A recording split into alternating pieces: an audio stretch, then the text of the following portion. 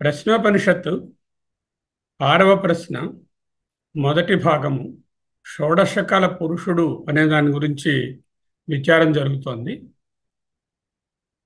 ఈ మొదటి మంత్రంలో ఉండేటటువంటి విశేషాలు మొదటి మంత్రాన్ని నేను స్కిప్ చేస్తున్నాను. సంగ్రహంగా ఏంటంటే, ఎవరైనా ఏదైనా విషయం తెలిస్తే అది చెప్పకుండా ఉండకూడదు. తెలియకపోతే తెలుసునని కన్ఫాబులేట్ చేసి అడదిడ్డంగా తప్పులు తడకలు చెప్పకూడదు. తెలియనివి తెలియదు అని ఒప్పుకోవాలి. తెలియదు కదా అని వదిలేయకుండా దానిని సామర్థ్యంతో మళ్ళీ చదివి ఎక్కడైనా సరే తెలుసుకుని ఇంకో గురువు గారిని అడిగి తెలుసుకుని చెప్పాలి. ఇది ఇక్కడ ఉన్నటువంటి సంగ్రహ సారాంశం. రెండో మంత్రం దగ్గరికి వచ్చేసరికల్లా తస్మై సహోవచ ఇహైవంత శరీరే సౌమ్య స పురుషో యస్మిన్ ఏత షోడశ కళ ప్రభవంతి. ఇది రెండే లైన్లు. దీనికి మనకి ఎన్ని పేజీలు వచ్చాయి? 26-28 పేజీల భాష్యం వస్తుంది. అంటే ఓ ప్రియదర్శన అని పిప్పలాద మహర్షి భారద్వాజం కొరకు ఇలా చెప్పారు. ఏం చెప్పారు?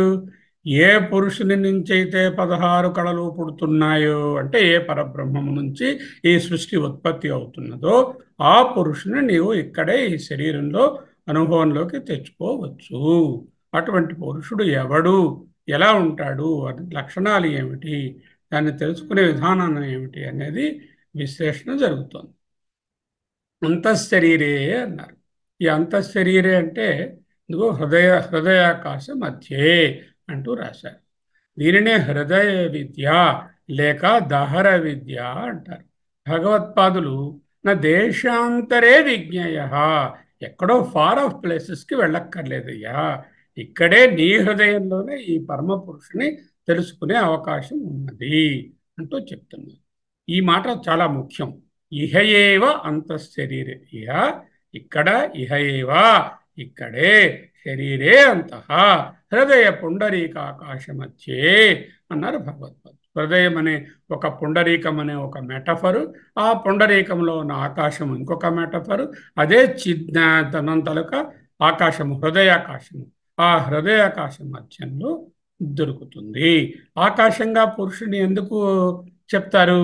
తల్లింగాత్ అని బ్రహ్మసూత్రం. ఆకాశ తల్లింగాత్. లింగం అంటే ఏమిటి?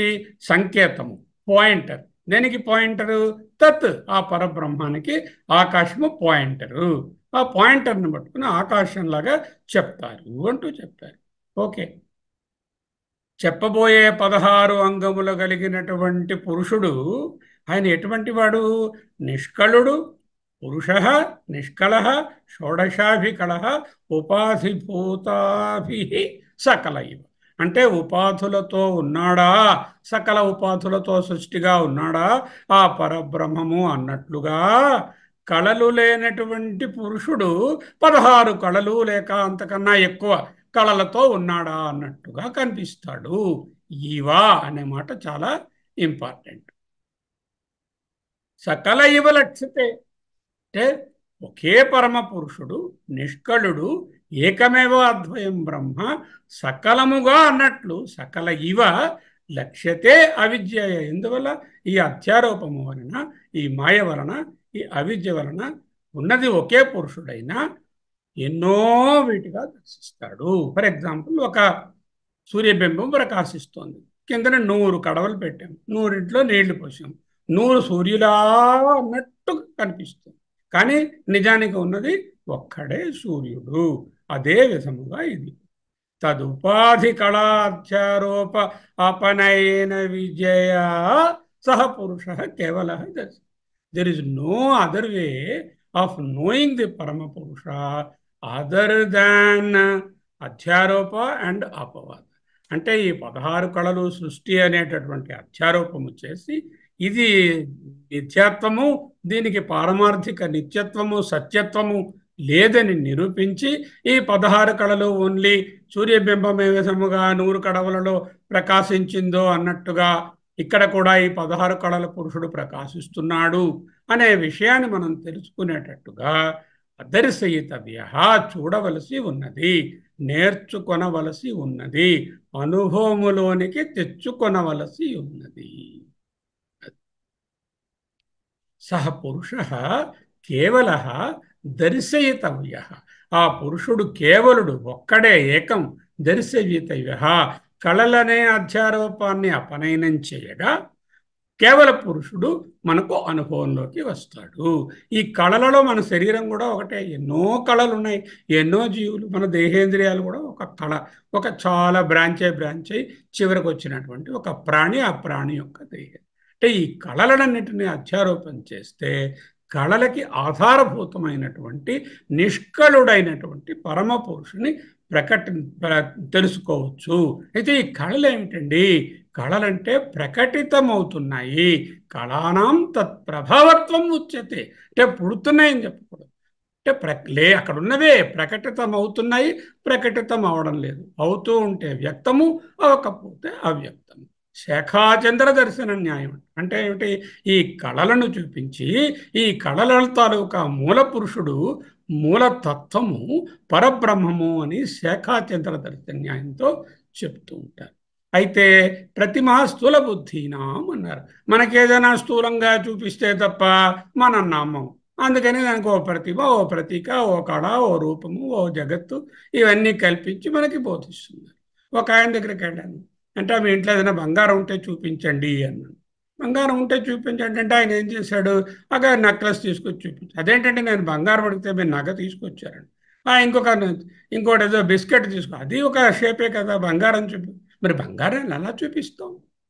బంగారాన్ని చూపించాలంటే ఏదో దానికి కార్యమైనటువంటి నగో, తీగో, గొలుసో, ఉంగరం, ఇంకోటో చూపించి, లేకపోతే బిస్కెట్నో చూపించి ఇది బంగారం అండి అని చెప్పి, అంటే అధ్యారోపము చేసి దానిని అపవాదము చేసి, ఇగో ఇప్పుడు చూశారే మీ 4-5 రకాల వస్తువులు, వీటన్నిటిలో ఉండే తత్వం బంగారమేనండి, బంగారం అంటే వేరే ఎవరు చూపలేరు, ఇదే విధంగా తెలుసుకోవాలి అని చెప్పినాడు.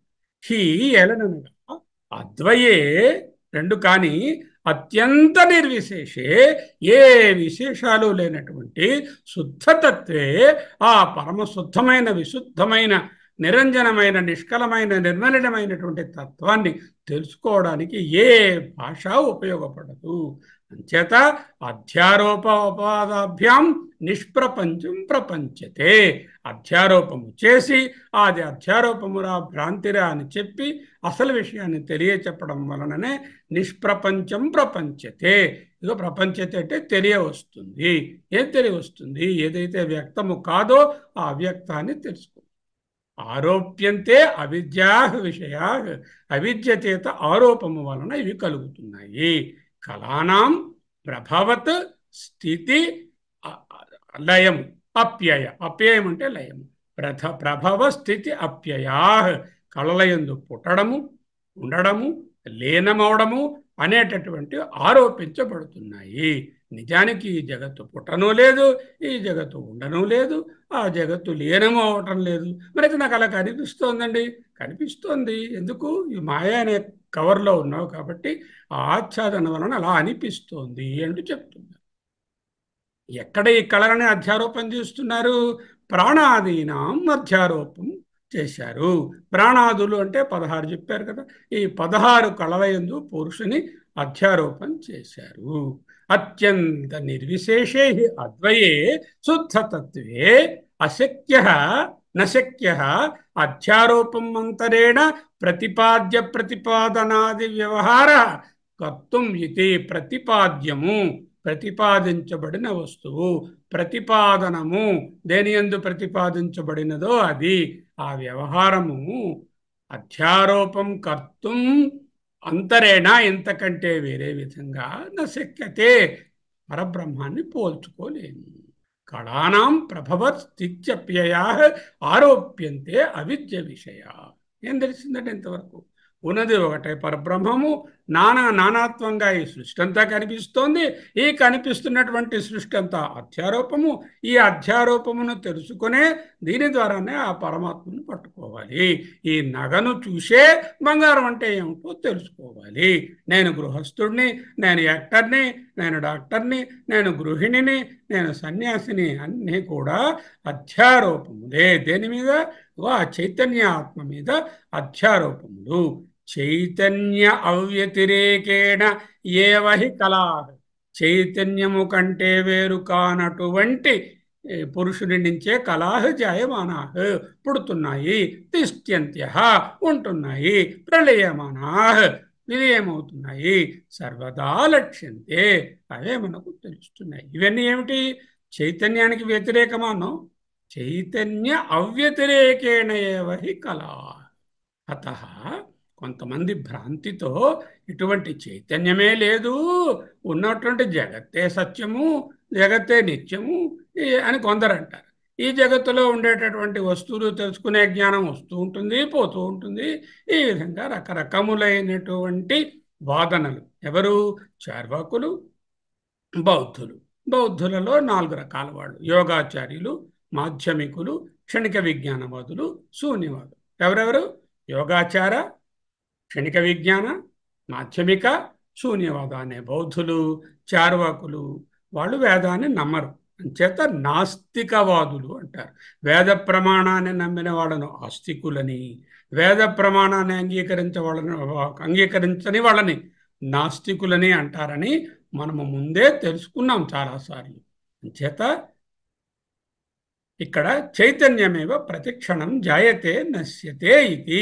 క్షణిక విజ్ఞానం వాళ్ళు ఏమంటే చైతన్యం అంటే పెద్దగా పర్మనెంట్గా ఒకటి లేదండి. చైతన్యం అంటే జ్ఞానం అండి. అగా వస్తువు చూసినప్పుడు జ్ఞానం కలుగుతుందండి, వస్తువు లేకపోతే జ్ఞానం పోతుందండి, వస్తుంది పోతుందండి అంటున్నారు వాళ్ళు. తన్నిరోధే శూన్యం ఇవ. ఈ తెలుసుకునే వస్తువుని, ఆ తెలిసేటటువంటి ఆ క్షణిక జ్ఞానాన్ని తీసేస్తే లోపల వేరింకేమీ లేదు, శూన్యమే ఉంటుంది. శూన్యం నుంచే అంతా వస్తుంది అంటారు. లోకాయతికులు ఏంటంటారు? చైతన్యం భూతధర్మ ఇది లోకాయిక. సో సంగ్రహంగా చెప్పాలంటే, సమ్మరీగా ఒక ఘటం ఉంది, ఈ ఘటంలో నెయ్యి పేరుకునుంది, అది వేడి చేస్తే కరిగి ద్రవరూపం కలిగింది, అది సీసాలో పోసాము. వాళ్ళు ఏంటంటారు? ఈ ఘటంలో పేరుకున్న నెయ్యి, వేడి చేస్తే కరిగినటువంటి ఆ లిక్విడ్లా ఉన్నటువంటి నెయ్యి వేర్వేరు ఆకారాలు కలిగి ఉన్నాయి, ఇవి వేరువేరు, ఈ రెండు ఒకటి కాదు. మనం ఏం చెప్తున్నాము? ఈ పేరుకున్నటువంటి నెయ్యి పరమాత్మయ్యా, అది లిక్విఫై అవుతే సృష్టిగా వస్తే ఈ కళలయ్యా, అది ఇది ఒకటేనయ్యా అంటున్నాం మనం. ఘటాది ఆకారాలలో చైతన్యం పుడుతుంది, ఆకారం పుట్టిపోతూ ఉంటుంది, ఆత్మ అంటూ వేరే లేదు అంటారు వైనాసికులు. క్షణిక విజ్ఞానవాదులను వాళ్ళు ఏంటంటారు? రూపజ్ఞానం కలుగుతుంది, రూపజ్ఞానం పోతుంది, ఈ రెండు జ్ఞానాలు పోతే శూన్యమే ఉంటుంది అంటారు శూన్యవాదులు. మనసు విషయం కలిగితేనే జ్ఞానం కలుగుతుంది అంటుంది నైయాయి. చైతన్యం ఈ జీవుని యొక్క పూత ధర్మము. జీవుడు పోతే పోతుంది, జీవుడు ఉంటే ఆ చైతన్యం ఉంటుంది. అంటే చైతన్యం అంటే వేరే ఉండక్కర్లేదంటే, నేను ఉన్నాను కదా, నా ధర్మమే చైతన్యం, నేనున్నప్పుడు ఉంటుంది, నేను లేనప్పుడు ఉండదు అంటాడు. లోకమే సత్యము అనేటటువంటి వాడు చార్వాకు. ఈ కనిపిస్తున్న 16 కళలే సత్యము, వేరే అక్షర పురుషుడు అంటూ ఎవరు కేవలుడు లేడు అంటూ వాళ్ళు వాదిస్తున్నారు. ఆ వాదనలు ఖండించడమే ఈనాటి రకరకములైనటువంటి పూర్వపక్షాలు. ఒక్కొక్కటి మనము ఇప్పుడు చూడబోతాం. ఇక్కడేమిటుంది, తీసేయచ్చు కొన్ని స్లైడ్. ఇది బాగా తెలుసుకోవాలి. త్రిపుటి అందరికీ తెలిసినదే, మొన్న కూడా చెప్పుకున్నాం. జ్ఞానం, జ్ఞాత, జ్ఞేయం. జ్ఞేయం గులాబీ పువ్వు, జ్ఞాత తెలుసుకుంటున్నటువంటి నాగరత్నం గారు. జ్ఞానం ఆ తెలుసుకోవడానికి పడేటటువంటి జ్ఞానం లేక ప్రమాణం అని చెప్పు. ఇవి మూడుగా ఉన్నట్టు కనిపిస్తాయి ప్రపంచంలో. కానీ ఈ జ్ఞాత అనేవాడు, జ్ఞానం ఉంటేనే జ్ఞాత, జ్ఞానం లేనటువంటిది జ్ఞాత కాలేదు కదా. అంటే చైతన్యం ప్రతిఫలనం కానటువంటి చేతన లేకపోతే ఇది జ్ఞాత కాలేదు కదా. జ్ఞాత కావాలంటే జ్ఞానం సహకారం ఉండే తీరాలి. కాబట్టి జ్ఞాతను వేరేగా కన్సిడర్ చేయక్కర్లేదు. జ్ఞేయము లేక వస్తువు లేక ఆబ్జెక్ట్ లేక దృశ్యము అనేటటువంటివి ఉన్నాయి, దాన్ని తెలుసుకునేటువంటి ద్రష్ట లేక జ్ఞానం అనేటటువంటి ఉంది. దృగ్ దృశ్య వివేకం అంటున్నాం. రెండు కింద డివైడ్ చేసాం. ఇప్పుడు ఏం చేస్తున్నాము? వేదాంతంలోకి వచ్చేసరికల్లా త్రిపుటి అని సాధారణంగా లౌకికంగా తెలుస్తుంది.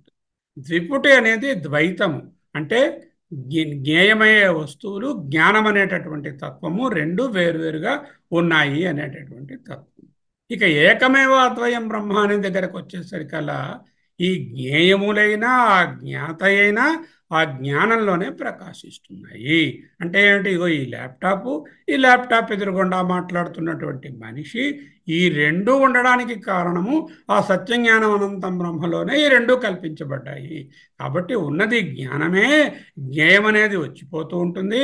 జ్ఞాత అనేవాడు ఎలాగో జ్ఞానంలో భాగము, కాబట్టి ఒక్క జ్ఞానమే ఉంటుంది అని చెప్తుంది.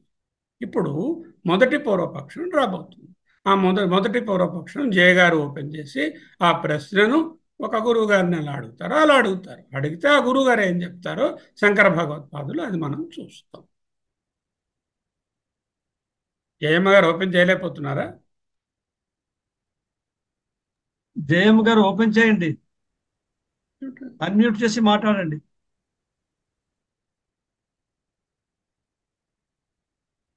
ఓపెన్ చేయండి. నా సందేహాన్ని గురువు గారి ముందు పెడుతున్నానండి, ఆయన వివరిస్తారు. సుషుప్తే అదర్శన జ్ఞానస్య అపి సుషుప్తి అభావాత్ జ్ఞేయవద్ జ్ఞాన స్వరూపస్య వ్యభిచారః ఇతి చేత న.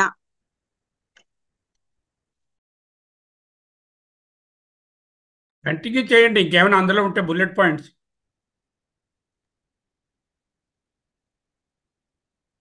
సుషుప్తిలో జ్ఞేయములు లేవు కనుక జ్ఞానము లేదు. జ్ఞేయము వల్లే జ్ఞానము కూడా వ్యభిచరిస్తుంది. జాగ్రత్తలో జ్ఞేయము అస్తి కనుక జ్ఞానము అస్తి. సుషుప్తే జ్ఞేయము నాస్తి, జ్ఞానము నాస్తి. జ్ఞానము కూడా జ్ఞేయము వలె వ్యభిచరిస్తుంది అని పూర్వపక్షము. సుషుప్తో జ్ఞానం అస్తివా నాస్తివా, ఉన్నదా లేదా? సో ఇక్కడ భూమిక ఏమిటంటే సుషుప్తి భూమిక. Where we are discussing this not in the జాగ్రత్త, నాట్ ఇన్ ద స్వప్న, బట్ ఇన్ ద సుషుప్తి. సుషుప్తి అవస్థలో జ్ఞానం అస్తివా నాస్తివా, సుషుప్తిలో జ్ఞానం ఉన్నదా లేదా? ఎందుకు ఆ సందేహం వచ్చింది? సుషుప్తిలో జ్ఞేయాలు లేవు. జ్ఞేయాలంటే వస్తువులు, దృశ్యాలు, ఆబ్జెక్ట్స్. సుషుప్తిలో డీప్ స్లీప్లో లేవు, ఏది తెలియటం లేదు.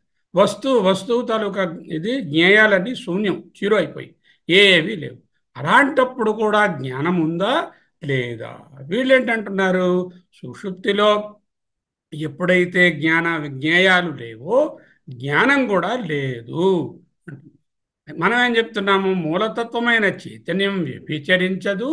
వ్యభిచరించడం అంటే వచ్చిపోవడం. నామరూపాలు అనేటటువంటి జ్ఞేయాలు, ఈ నామరూపాలు అనే జ్ఞేయాలు వస్తూ ఉంటాయి, పోతూ ఉంటాయి. అంతేకాని తస్య చైతన్యస్య అవ్యభిచారిత్వం. జ్ఞేయం అంటే తెలియబడేది, ఇది కాకుండా ఒకటిగా వేరే తెలివి అనేటటువంటిది జ్ఞానం ఉన్నది. అది ఎప్పుడూ లుప్తము కాదు, పోకుండా అలానే ఉంటుంది అంటూ మనం చెప్తున్నాం. అంటే క్వశ్చన్ ఏమిటి? వాళ్ళు సుషుప్తిలో జ్ఞేయములు లేవు, దృశ్యములు లేవు, వస్తువులు లేవు. వస్తువులు లేనప్పుడు జ్ఞానం ఎక్కడుంటుంది? జ్ఞానము జ్ఞేయము కలిసే ఉంటాయి, కానీ జ్ఞేయం లేదే, వస్తువు లేదే జ్ఞానం లేదు. అంచేత జ్ఞానం లేదండి.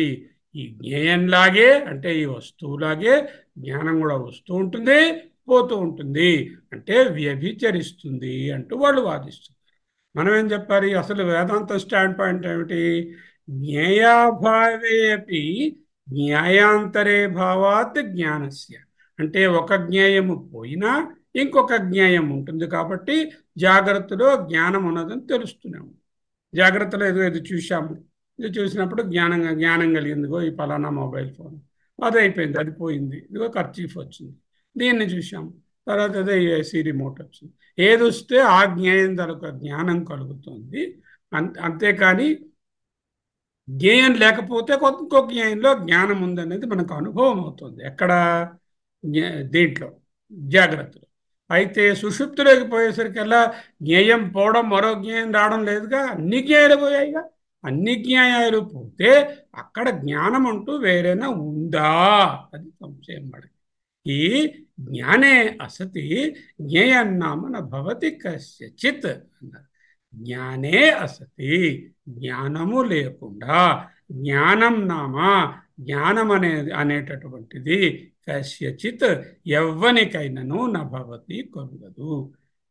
జ్ఞానం అనేది ప్రతిఫలించకుండా ఉంటే వస్తువు ఎలా తెలుస్తుంది? ఫర్ ఎగ్జాంపుల్, ఒక కొండ ఉంది. ఆ కొండ ఎదురుగా మీరు నిలబడి ఉన్నారు. అక్కడ జ్ఞానము లేదు, అంటే జ్ఞానం ప్రకాశించేటటువంటి తత్వం లేదు అందులోని. లేకపోవడం వలన కొండకు మీరు అక్కడ నిలబడ్డారని తెలియదు. అలాగే మిర్రర్ ముందు నిలబడ్డారు, మిర్రర్కు మీరు నిలబడ్డారని తెలియదు. ఎందుకు? జ్ఞానే అసతి జ్ఞానం నామ న భవతి కస్యచిత్. జ్ఞానమే జ్ఞేయంగా వేషం వేసుకొని వచ్చి కనబడుతుంది. సూపర్ అండి, ఈ స్టేట్మెంట్ జ్ఞాపకం పెట్టుకో. జ్ఞానమే, ఆ పరమాత్మ స్వరూపమే రకరకముల దృశ్యములుగా, వస్తువులుగా వేషం వేసుకొని వచ్చి కనబడుతుంది.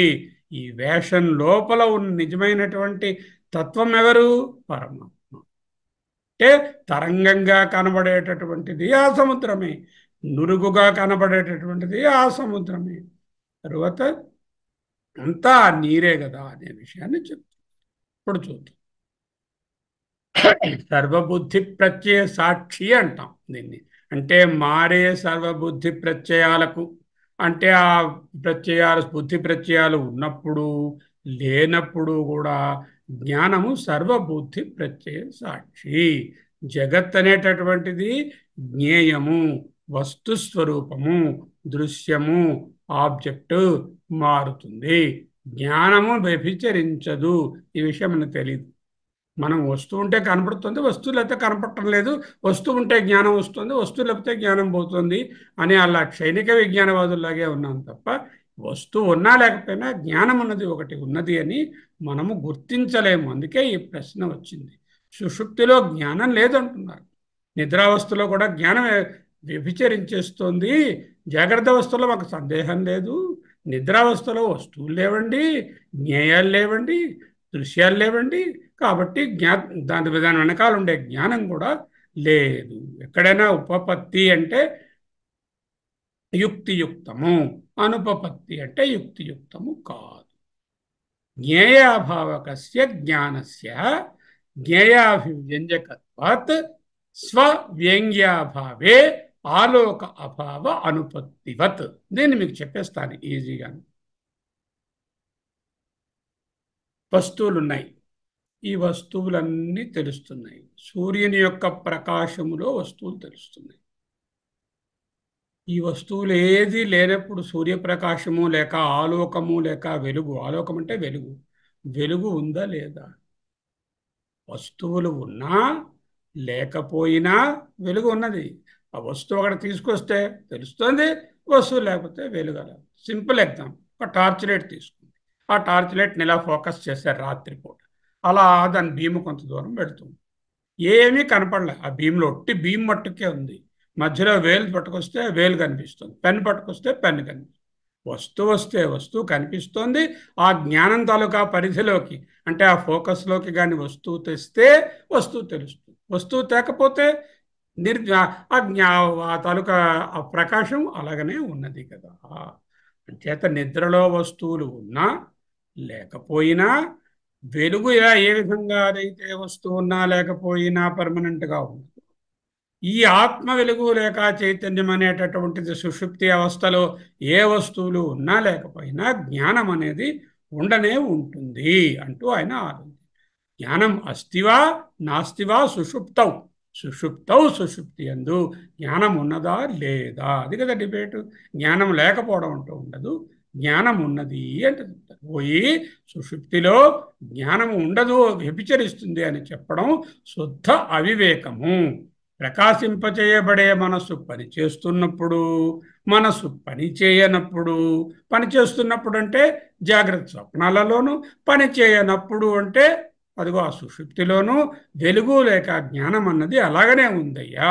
అక్కడ జ్ఞానం లేదనేటటువంటిది అవివేకమైన మాట. మారేవి వచ్చిపోయేవి వస్తువులే, జ్ఞేయములే కానీ జ్ఞానం అనేది మారదు. అంటే జ్ఞానజ్ఞేయ ద్విపుటిని పరీక్షిస్తున్నారు. వాళ్ళు ఏంటంటున్నారు? జ్ఞేయమే సత్యము అంటున్నారు చార్వాకుడు. జ్ఞానం అంటూ వేరే ఉండదండి, ఈ ప్రపంచము, ఈ వస్తువులు, ఈ సృష్టియే సత్యము. అది ఉన్నప్పుడు కానీ మనం ఉంటే అక్కడికి తెలుస్తుంది, లేకపోతే తెలియదు, వేరే జ్ఞానం అంటూ అక్కర్లేదు అంటూ జ్ఞేయమే సత్యం అంటున్నారు. అద్వైతంలో ఏంటంటాము? జ్ఞేయము లేక ప్రపంచము లేక వస్తువులు లేక దృశ్యములు మిథ్య, జ్ఞానమే సత్యము. ఆ జ్ఞానానికే మరో పేరు ఆత్మ లేక బ్రహ్మ. జ్ఞానమే ఆత్మ, జ్ఞానమే బ్రహ్మ. వైనాశిక శూన్యవాద బౌద్ధ యోగాచారి చార్వాక దర్శనాలను ఖండించి అద్వైత వేదాంతాన్ని చెప్తున్నారు. జ్ఞేయమే సత్యము, జ్ఞానం అసత్యము అన్నారు చార్వాక. ఏంటంటున్నారు? వస్తువులు సత్యము, జ్ఞానం అనేది ఆత్మ అనేది ఏది లేదండి, చైతన్యం అనేది వేరే అక్కర్లేదు అంటున్నారు చార్వాక. జ్ఞానము జ్ఞేయము రెండూ సత్యాలే అంటున్నారు మాధ్యమికులు. జ్ఞానమే సత్యము, జ్ఞేయం క్షణికము వచ్చిపోతుంది, కానీ ఈ జ్ఞానం కూడా క్షణికంగా ఉంటుంది, పోతుంది, మళ్ళీ ఆ వస్తువుని చూసినప్పుడు క్షణికంగా కలుగుతుంది, పార్ట్స్గా ప్రవాహంగా అలా వస్తుంది అంటున్నారు క్షణిక విజ్ఞానం. జ్ఞానము లేదు, జ్ఞేయము లేదండి, ఆ రెండు కల్పితాలే, రెండు మిథ్యయే, ఒక్క శూన్యమే ఉందండి అంటున్నారు శూన్యవాదం. 4 రకాల వాదాలు ఏర్పడ్డాయి ఇక్కడ. జ్ఞేయం సత్యం, వస్తువు సత్యము, వేరే చైతన్యం అక్కర్లేదు చార్వాకు. జ్ఞానము జ్ఞేయము రెండూ సత్యము మాధ్యమికులు. జ్ఞానం సత్యము, వస్తువు ఉండిపోయేది, ఆ జ్ఞానం కూడా క్షణికము, క్షణిక విజ్ఞానం మూడవది. జ్ఞానము లేదు, జ్ఞేయము లేదండి, ఉన్నదంతా శూన్యమే, ఈ జ్ఞానం తాలూకా కల్పన అంతా ఇదంతా కల్పనయే అంటున్నారు శూన్యవాదం. ఎలా దాన్ని ఖండిస్తున్నారో చెప్తున్నారు. నహి అంధకారే చక్షుషా రూపాపున్న రూపానులబ్ధౌ రూప అనుపలబ్ధౌ చక్షుష అభావ శక్యం కల్పజం వైనాశిక. ఆయన వెళ్ళాడు, రూమ్లోకి వెళ్ళాడు. రూమ్ డెడ్ డార్క్గా ఉంది, ఏ వస్తువులు కనపడలేదు. ఏ వస్తువులు కనపడలేదు అంటే ఈయన అంతఃకరణము, ఈయన చక్షువులు లేవని అర్థమా, లేకపోతే అక్కడ అంధకారం వలన కనపడలేదని అర్థమా? అంటే అక్కడ అంధకారం వలన వస్తువులు కనబడకపోయినా ఆ వస్తువులను గ్రహించే తత్వమైనటువంటి కన్ను, ఆ కన్ను వెనకాలన్నటువంటి మనసు, ఆ వెనకాలన్నటువంటి చైతన్యము ఉండనే ఉంది కదా. ప్రకాశింపజేయబడే వస్తువులు ఉన్నప్పుడు, ప్రకాశింపజేయబడే వస్తువులు లేనప్పుడు ఆలోకము లేక వెలుగు గలదు కదా. వైనాశికో జ్ఞేయాభావే జ్ఞానాభావం కల్పయతి. అంటే జ్ఞేయము లేనంత మాత్రాన జ్ఞానం లేదు అనేటటువంటిది కల్పించారు. ఈ జ్ఞేయాభావే అంటే జ్ఞేయము వస్తువు లేనప్పుడు జ్ఞానం లేదు అంటున్నారు కదా. అంటే జ్ఞేయము లేదని ఎవరంటే చెప్తున్నారు? అక్కడ వస్తువు లేదు అని చెప్పడానికి ఇది ఏతత్ జ్ఞేయము లేదని గుర్తించేవారు ఎవరండి? ఎవరో ఒకరు ఉండి చెప్పాలి కదా. ఈ రూమ్లో సుబ్బారావు గారు లేరు అన్నాం, సుబ్బారావు గారు లేరు అనేది ఎవరో ఒకరు గుర్తించి చెప్పాలి కదా. అలాగే జ్ఞేయం అనేటటువంటిది నిద్రలో సుషుప్తిలో లేదు అంటే ఆ జ్ఞేయము లేదు అని తెలియజేసేది ఎవరు అని ప్రశ్నిస్తుంది. ఆ తెలియజేసేదే జ్ఞానము, అదే బ్రహ్మ. ఇది బాగా అర్థం చేసుకోవాలి. పరబ్రహ్మ, అధిష్టానము, పురుషుడు, అవ్యక్తం. చైతన్యం బ్రహ్మ, జగత్కారణం, నిరుపాధిక చైతన్యం, ఏ ఉపాధులు లేవు, నిర్విశేష జ్ఞానం. దిస్ ఇస్ ద ఎన్ఏఎస్ జ్ఞానం. ఎన్ఏఎస్ అంటే నిత్యం, అద్వయం, స్వతంత్రం. ఎన్ఏఎస్.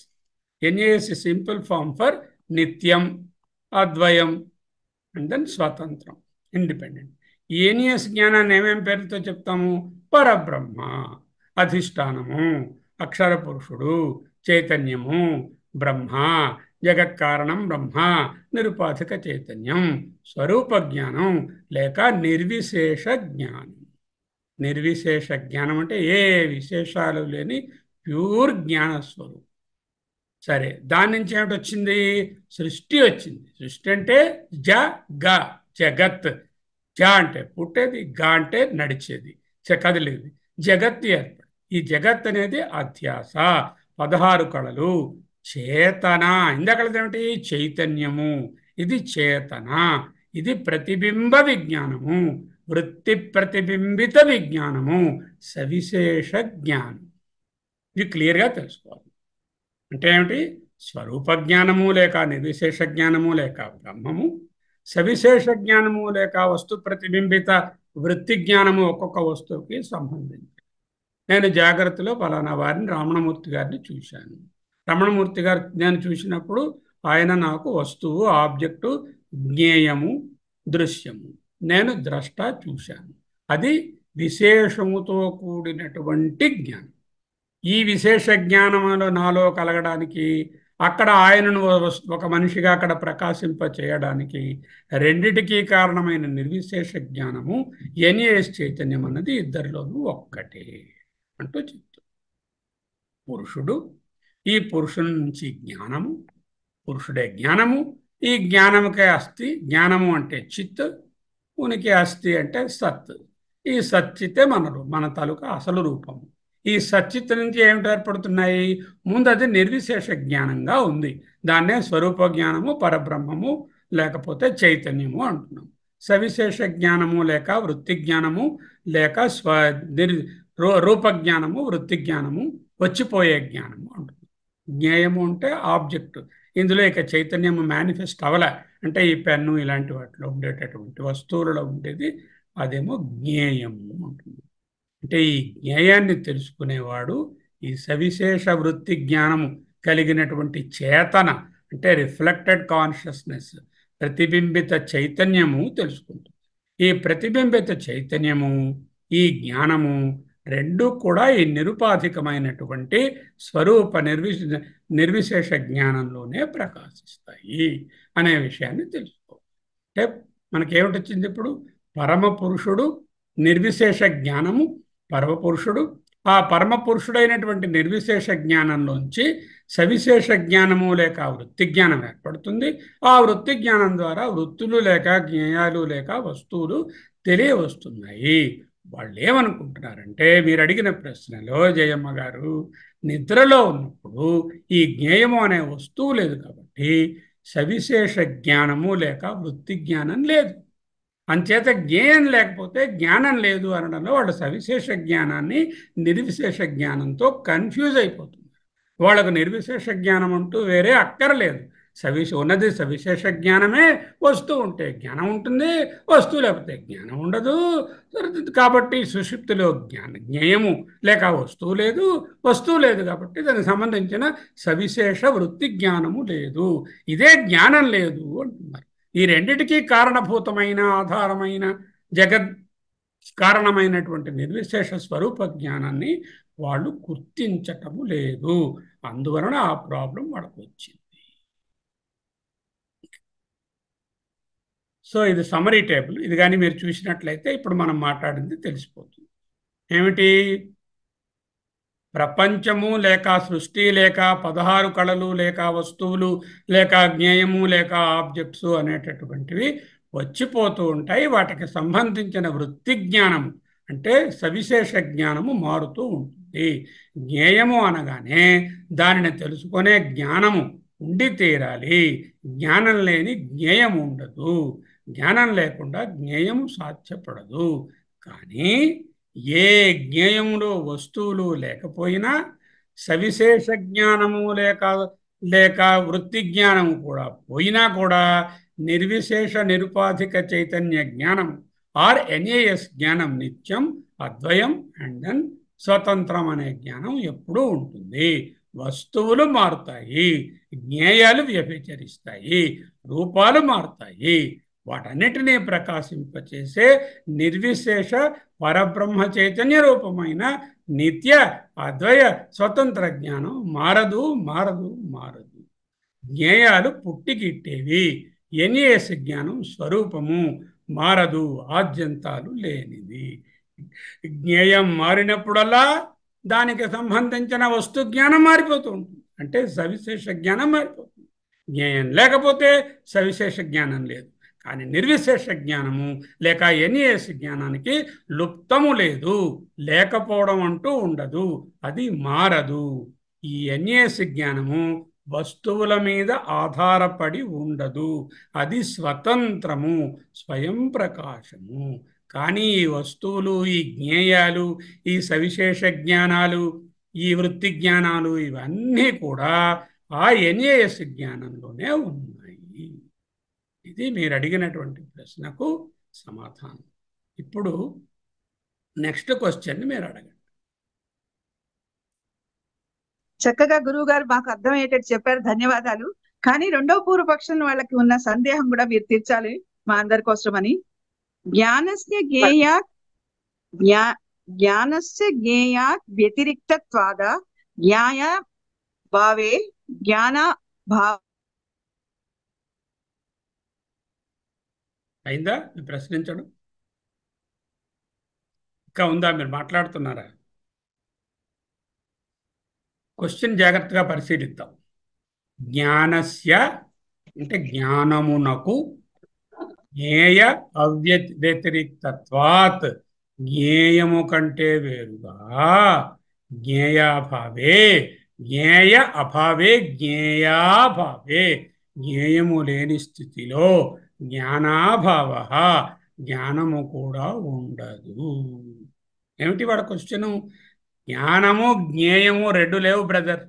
గురుగారు మీరేదో అంటున్నారు, స్వరూప జ్ఞానము లేకపోతే ఎన్ఈఎస్ చైతన్యము జ్ఞానం అంటున్నారు. మాకు అవేం లేవు. జ్ఞానము జ్ఞేయము రెండుగా ఉండే రెండు ఒక్కటే. ఏంటంటున్నారు? జ్ఞాన is equal to identically equal to జ్ఞేయ. జ్ఞేయం జ్ఞానము జ్ఞేయము ఒక్కటే. జ్ఞేయాభావే జ్ఞేయము లేకపోతే జ్ఞానాభావం జ్ఞానం కూడా ఉండదు. మళ్ళీ వాడ కన్ఫ్యూషన్ అంతా ఈ వృత్తి జ్ఞానంతో పరమాత్మ జ్ఞానాన్ని లేక స్వరూప జ్ఞానాన్ని లేక నిర్విశేష చైతన్య జ్ఞానాన్ని కన్ఫ్యూజ్ అవుతుంది. అది మనం తీర్చాలి. వాళ్ళు ఎలా చెప్తాము? జాగ్రత్త స్వప్నావస్థలలో జ్ఞేయాలు ఉన్నాయి, సుషుప్తిలో జ్ఞేయాలు వస్తువులు లేవు. ఇక్కడ జ్ఞానం అంటే వాళ్ళు నిర్విశేష జ్ఞానం అని గుర్తించటం లేదు. సత్యజ్ఞానం అనంతం బ్రహ్మ జ్ఞానం వాళ్ళకి లేదు. ఎందుకు గుర్తించలేదు? వాళ్ళ తాలూకా సిద్ధాంతంలో లేదు. వాళ్ళు వేదాన్ని నమ్మరు కాబట్టి ఆ నిర్విశేష చైతన్యం వాళ్ళకి అక్కర్లేదు. సుషుప్తిలో జ్ఞేయాలు లేవు కాబట్టి జ్ఞానం లేదు. జ్ఞేయం వలె జ్ఞానం కూడా వ్యభిచరించేస్తుంది. జాగ్రత్తలో జ్ఞేయం అస్తి కాబట్టి జ్ఞానం అస్తి. సుషుప్తిలో జ్ఞానం నాస్తి కాబట్టి జ్ఞేయం నాస్తి కాబట్టి జ్ఞానం నాస్తి. ఇది వాళ్ళ వాదన. సుషుప్తిలో ఏ జ్ఞానం నాస్తి? సవిశేష జ్ఞానం, వృత్తి జ్ఞానము నాస్తి. కానీ నిర్విశేష జ్ఞానము ఎన్ఏఎస్ జ్ఞానం లేకపోలేదు కదా. ఆ విషయాన్ని తెలియజెప్పాలి. జ్ఞేయాభావ జ్ఞేయాభావ కూడా జ్ఞేయము లేదనడం కూడా ఒక తెలియడమే కదా.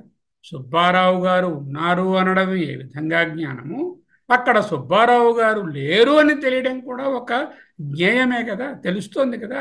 దాన్ని తెలిసేటటువంటి జ్ఞానం ఏదయ్యా అని.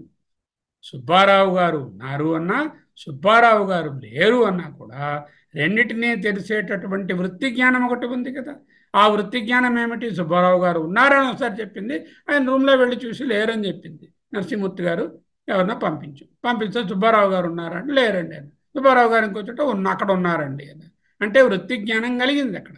ఈ వృత్తి జ్ఞానానికి ఉన్నారన్నదానికి లేరన్నదానికి వెనకాల ఉండేటటువంటి ఒక ఎన్ఏఎస్ జ్ఞానము. ఓ తమ్ముడా, ఓ సోదరి, జ్ఞేయాభావే జ్ఞానాభావం కల్పయేతి తస్య అభావ కేన కల్ప్యతే ఇది వక్తవ్యం.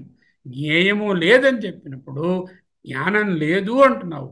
అంటే జ్ఞేయం లేదని ఎవరమ్మా చెప్పారు నీకు? జ్ఞేయం లేదని చెప్పడానికి ఒకటి ఉండాలి కదా, ఒక జ్ఞానము. కేన కల్ప్యతే, ఎవరి చేత కల్పించబడుతుంది అది చెప్పాల్సి ఉంది కదా.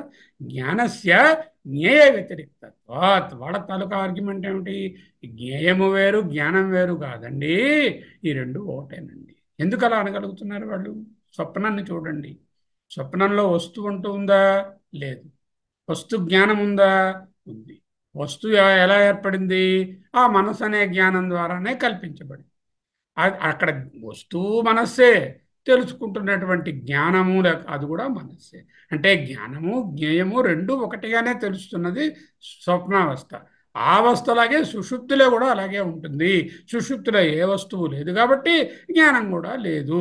జ్ఞానము జ్ఞేయము అవ్యతిరిక్తము, రెండు అవ్యతిరిక్త్వాత్ అంటే వ్యతిరిక్తము అవుట వలన, జ్ఞానము జ్ఞేయము వేరు కాదు అనుట వలన అని చెప్తుంది. జ్ఞేయం కంటే జ్ఞానం వేరుగా లేదు. ఎందుకంటే మనకు ఇది స్వప్నంలో ఎలా తెలుస్తుంది? ఏ అనుభవం కలిగినా సరే ఆ అనుభవ జ్ఞానము అనుభవము రెండు మనఃకల్పితంలే, ఆ రెండు వేరుగా లేవు కదా అంటున్నారు. అంటే జ్ఞేయం లేనప్పుడు జ్ఞానం ప్రసక్తియే ఉండదు. వాళ్ళ స్లోగన్ ఏమిటి?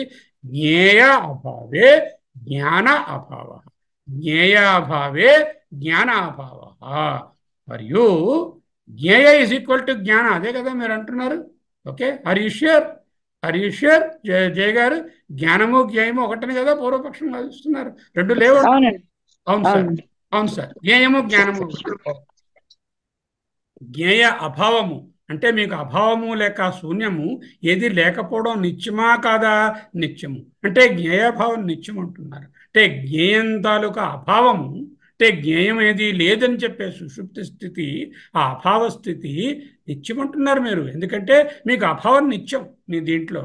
ఎప్పుడైతే జ్ఞేయాభావము నిత్యము, జ్ఞేయాభావము జ్ఞేయము జ్ఞానము ఒకటే కాబట్టి జ్ఞేయాభావం కూడా ఒక టైప్ ఆఫ్ జ్ఞేయమే కాబట్టి జ్ఞానం కూడా నిత్యమైపోతుంది.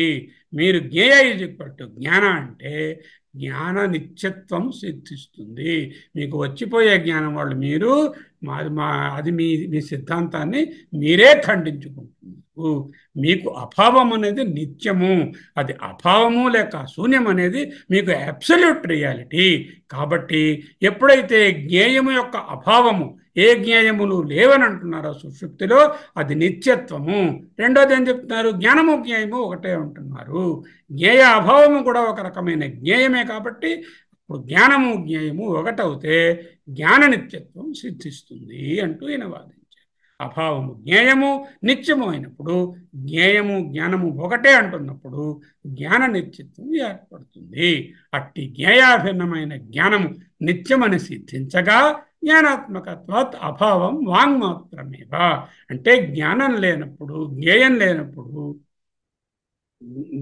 జ్ఞానాత్మకత్వాత్ అభావం అంటే అక్కడ జ్ఞానం అనేటటువంటిది ఉండదు, జ్ఞేయం లేనప్పుడు అనేటటువంటిది ఒట్టి నోటి మాటే అవుతుంది అని చెప్తున్నారు. అథ అభావో జ్ఞేయ అపి సన్ జ్ఞాన వ్యతిరిక్త. మార్చేశారు ప్లేట్ వాళ్ళు. అలా కాదండి, జ్ఞేయం ఈజ్ ఈక్వల్ టు జ్ఞానం అన్నాం ఇందాకలా. ఇప్పుడు మేమేంటంటున్నామంటే అభావో జ్ఞేయ అపి సన్ జ్ఞాన వ్యతిరిక్త. అంటే భావము జ్ఞానము జ్ఞేయము వేర్వేరు కాకపోయినప్పటికీ అది జ్ఞాన వ్యతిరిక్తము. జ్ఞేయ ఈజ్ ఈక్వల్ టు జ్ఞాన అన్నారు ముందు, ఇప్పుడు జ్ఞేయ ఇస్ నాట్ ఈక్వల్ టు జ్ఞాన అంటున్నారు. జ్ఞేయ ఈజ్ ఈక్వల్ టు జ్ఞాన అన్న వాళ్ళ యొక్క అభావ నిత్యత్వము జ్ఞానానికి ట్రాన్స్ఫర్ అయిపోయింది. అంటే ఎప్పుడైతే జ్ఞేయము జ్ఞానము ఒకటే అన్నాము, జ్ఞేయాభావము అంటే జ్ఞేయం లేకపోవడం, వస్తువు లేకపోవడం నిత్యత్వం అన్నాము, జ్ఞేయము జ్ఞానము ఒకటే అంటే ఆ అభావము తాలూకా నిత్యత్వము జ్ఞానానికి మారిపోయింది. అంచేత వాళ్ళు ప్లేట్ ఫిరాయించారు. ఓ ప్రియతమా, జ్ఞేయ ఈజ్ ఈక్వల్ టు జ్ఞాన అన్న, జ్ఞాన ఈజ్ నాట్ ఈక్వల్ టు జ్ఞేయ అన్న జ్ఞాన నిత్యత్వమే సిద్ధించింది. ఎందుకు? జ్ఞేయ ఈజ్ నాట్ ఈక్వల్ టు జ్ఞాన అన్నాడు. అప్పుడు జ్ఞేయం లేకపోతే జ్ఞానం ఉండొచ్చుగా.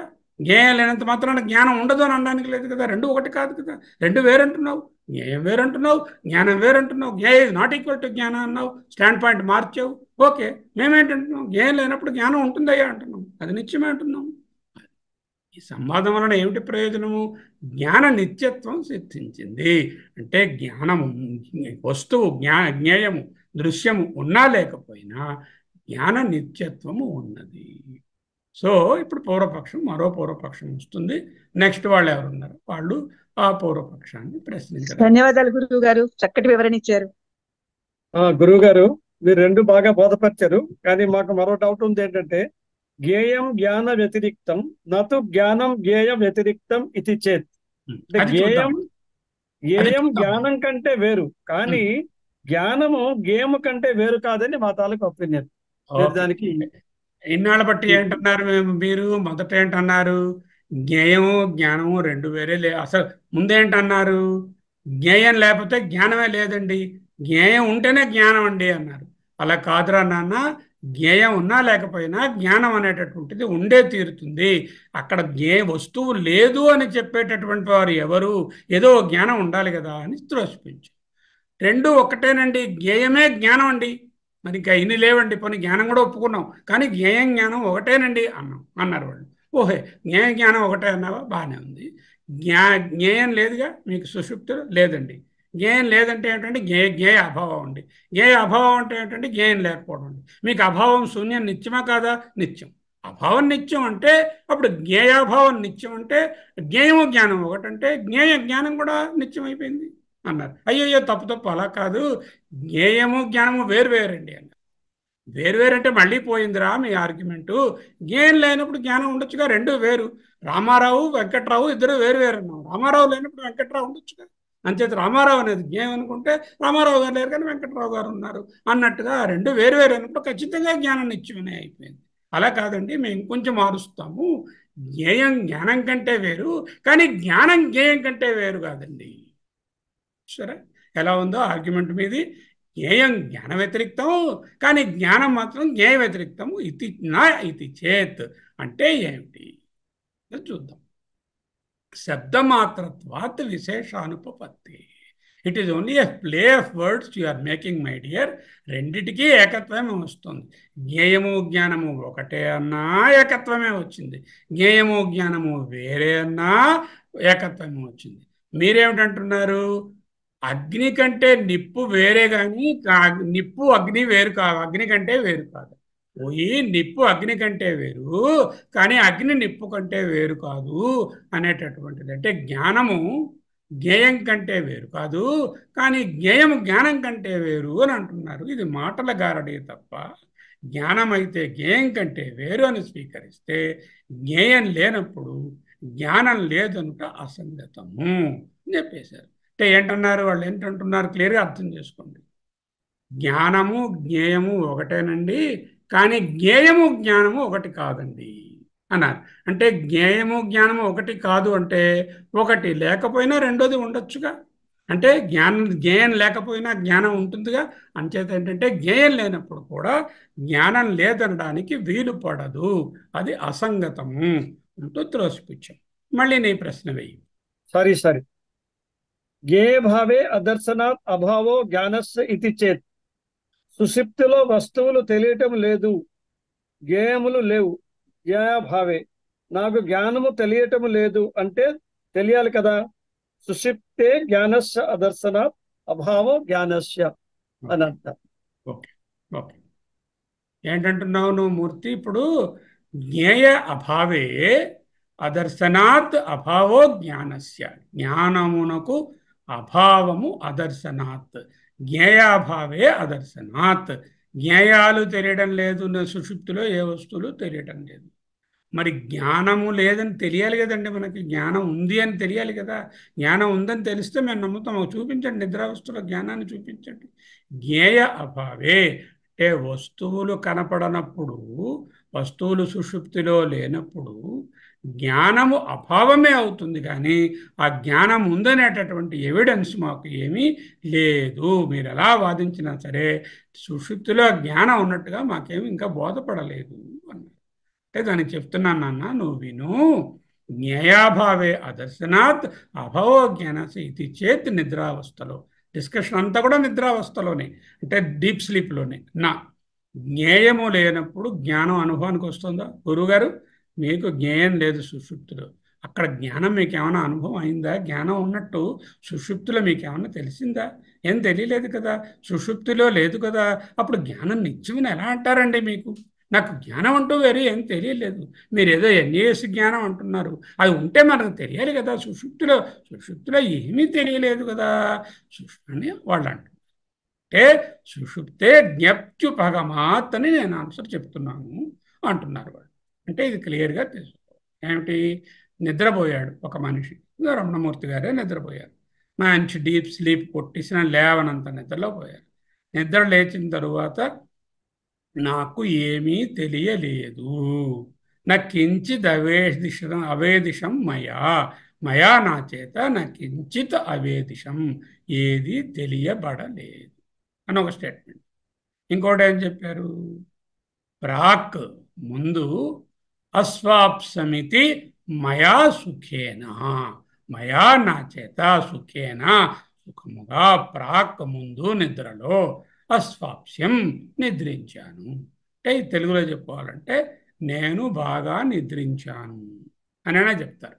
లేకపోతే నాకు ఎంతలా పడుకున్నానంటే నాకు ఏమి ఒంటి మీద తెలియలేదండి, ఏమీ తెలియలేదు అని 2 స్టేట్మెంట్స్.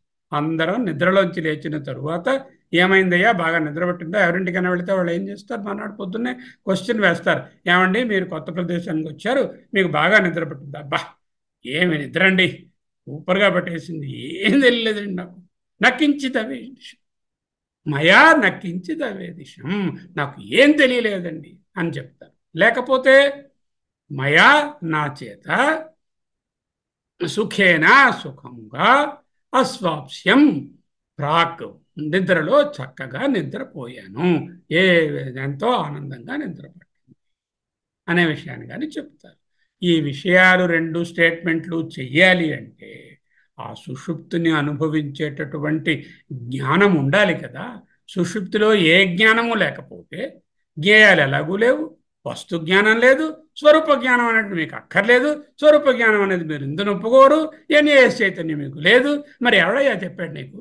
ఏ అనుభవం వలన నీవు సుషుప్తి నుంచి బయటకు వచ్చిన తరువాత ఏ పురుషుడైనా నాకు బాగా నిద్ర పట్టినది, లేకపోతే నాకు ఏమీ తెలియలేదు, మొద్దులా పడుకున్నాను అని ఎలా చెప్పగలిగావు? మీకా జ్ఞేయం లేదు, ఓకే, అందులో వస్తు జ్ఞానం అంతకంటే లేదు, ఎందుకంటే వస్తువే లేదు కాబట్టి వస్తు జ్ఞానం లేదు, అంటే విశేష జ్ఞానం లేదు, వృత్తి జ్ఞానం లేదు. కానీ వృత్తి జ్ఞానము జ్ఞేయము లేదన్నంత మాత్రాన అక్కడ నిర్విశేష జ్ఞానము లేదనడానికి మీకు ఆస్కారం లేదు. ఎందువలనంటే పొద్దున లేచిన తరువాత ఏం చెప్పాలి? ఏం చెప్పడానికి ఏం లేదు, నాకేమీ తెలియలేదు అని చెప్పలేడు, తెలుసును అని చెప్పలేడు, బాగా నిద్రపోయాను అని చెప్పలేడు, బాగా నిద్రపోలేదు అని చెప్పలేడు, ఏమీ చెప్పలేడు. అంటే ఏంటవ్వాలి? నిన్న రాత్రి పడుకున్నప్పటికీ ఇవాళ పొద్దున్న లేచినప్పటికీ ఏ కంటిన్యూటీ ఉండకూడదు. నిన్న రాత్రి పడుకున్నవాడు ఒకరు, ఇవాళ పొద్దున్న లేచినవాడు ఇంకొకడు. అదే మన అనుభవం. నిన్న రాత్రి ఎవరు పడుకున్నామో పొద్దున్న లేచేసరికి మళ్ళీ వాళ్ళమే, బాగా నిద్రపోతున్నాను, నిద్రపోయాను, ఏమీ తెలియలేదు, నకించిది అవేదిషం ప్రాక్ అస్వాప్స్యమితి మయా సుఖేనా అంటూ చెప్తున్నాం కదా. అంటే there is a continuity between last night when you went into deep sleep and today morning you woke up into Jagrat. What is that continuity? Which is giving you that continuity? That continuity is నిర్విశేష Chaitanya లేక NAS జ్ఞాన. అర్థమైందా మూర్తి గారు? మీ ప్రశ్నకి answer చక్కగా మంచి ఎగ్జాంపుల్తో చెప్పారు, మంచి ఎగ్జాంపుల్తో చెప్పారు, బాగా అర్థమైంది గురుగారు, ధన్యవాదాలు. That is an undifferentiated, undivided, undiluted, non-specific, crystallized consciousness. దాని పేరేమిటి? అన్డిఫరెన్షియేటెడ్. అంటే ఈ వస్తువు డిఫరెన్షియేషన్ లేదు.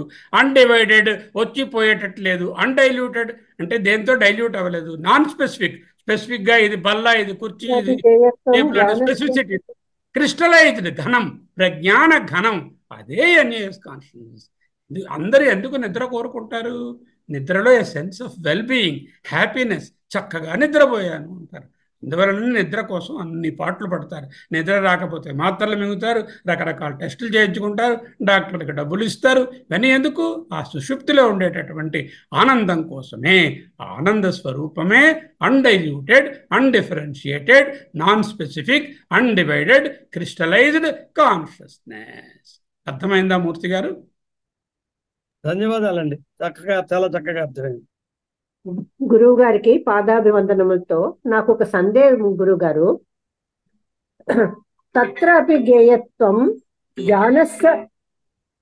జ్ఞానస్య స్వేన ఏవ ఇది చేత్.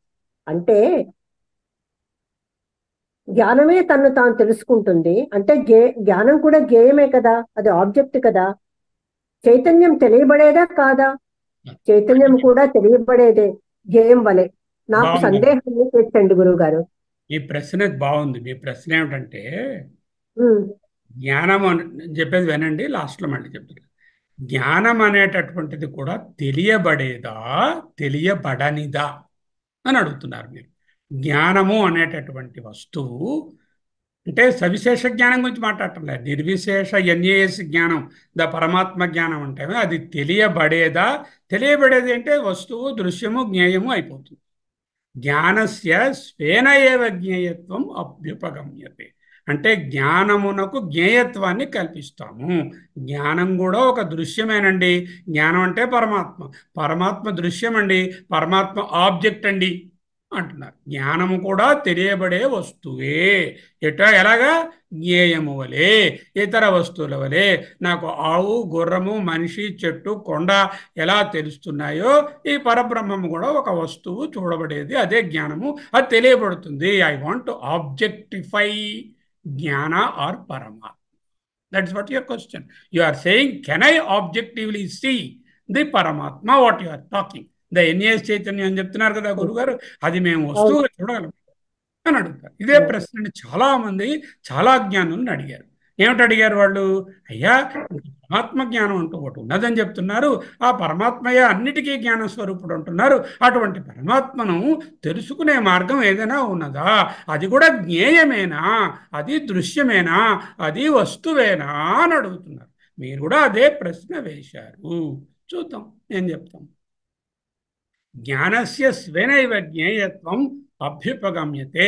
జ్ఞానము తెలియబడే వస్తువే జ్ఞేయము వలె అంటున్నారు. చైతన్యము తెలియబడేది అని స్వీకరించామనుకోండి. ఒకవేళ ఇఫ్ యు టేక్ చైతన్యం అనేటటువంటిది తెలియబడుతుంది వస్తువు అని తెలిస్తే, ఆ చైతన్యాన్ని తెలిసేది ఎవరో తెలియాలి కదా. అప్పుడు 3 రకాలైనటువంటి విధాలు వస్తాయి.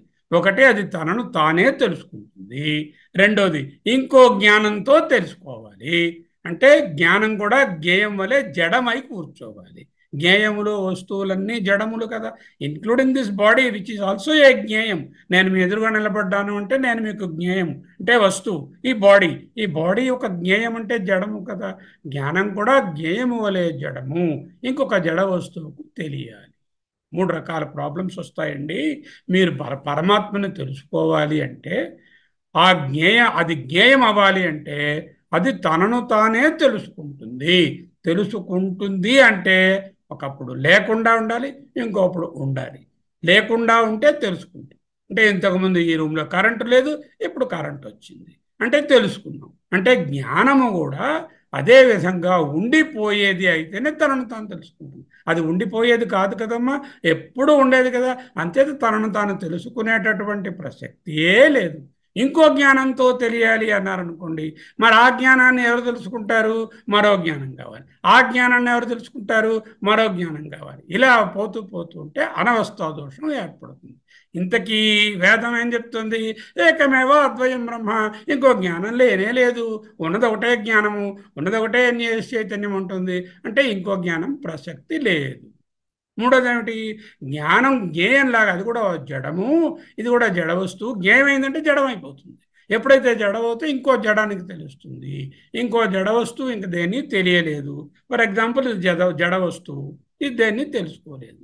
జ్ఞానం జడం అంటే మరి చైతన్యం, దాని స్వరూపమే చైతన్యం, సచ్చిదాత్మ అంటున్నాం కదా.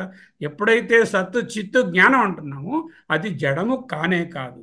అంచేత జ్ఞేయం స్టేటస్ జ్ఞానానికి కల్పించలేము. జ్ఞేయం స్టేటస్ అంటే ఏమిటి? Objectified. I cannot objectify Brahman. I cannot see Brahman as an object. The moment I say Brahman is an object, Brahma becomes జ్ఞేయ, Brahma becomes Jada, and that requires somebody else to see him, and there will be multiple Brahmas happening, which is not the case అని సూక్ష్మంగా చెప్పి ఇంకొంచెం ముందుకు మీకు బోధిస్తుంది. చైతన్యము తనను తానే తెలుసుకునే అవసరమే లేదు. ఇతరమును తెలుసుకోవడమే. ఒక దీపం ఉన్నది, నిన్న కూడా చెప్పారు ఆయన. ఆ దీపము తనను తాను తెలుసుకుంటుందా? నేను ఉన్నాను అని తెలుసుకోవాల్సిన అవసరం ఉందా? అవసరం లేదు కదా. ఆ దీపంలోనే సర్వము తెలియవస్తాయి. అది ప్రకాశమే కానీ స్వప్రకాశము కాదు. స్వయం ప్రకాశము, స్వప్రకాశము. స్వయం ప్రకాశము అంటే ఏ ఇతర అపేక్ష లేకుండా, ఇతర అపేక్షలు ఏవీ లేకుండా తనకు తానుగానే అన్నిటినీ ప్రకాశింపచేసేది స్వయం ప్రకాశం. స్వప్రకాశము అంటే తనను తాను తెలుసుకోవడానికి ఆ క్వశ్చనే లేదు. చైతన్యము తనను తాను తెలుసుకునే అవసరము లేదు. ఓకే, జ్ఞానం అన్నిటికీ జ్ఞేయము కాదు. జ్ఞానము వేరొక జ్ఞానం చే తెలుస్తుంది అంటే ఆ రెండో జ్ఞానానికి మూడో జ్ఞానము, మూడో జ్ఞానానికి నాలుగో జ్ఞానము, ఇలా అనవస్థా దోషం ఏర్పడుతుంది. జ్ఞానం జడ వస్తువు తెలియబడదు అంటే జడం ఏది తెలుసుకోలేదు కదా, మరి జడమవుతే ఎలా తెలియబడుతుంది? తెలియబడదు. ఎప్పటికీ జ్ఞానము జ్ఞేయము కాదు. పరమాత్మ is not an object. You cannot objectify the Atman. Whichever temple you go, whichever tirtha you see, whichever Swamiji you meditate or understand that he is Brahman, it is not Brahman. Because all are objects.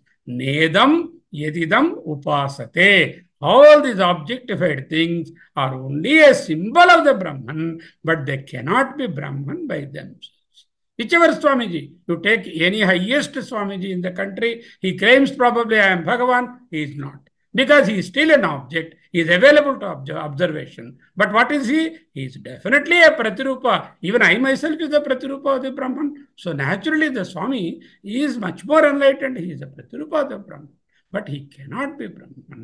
నేదం ఎదిదం ఉపాసతే అనే కేనోపనిషత్తు వాక్యంలో జ్ఞానం అభావము కంటే వేరు. అంటే జ్ఞానం అంటే జ్ఞేయం చేస్తున్నారు.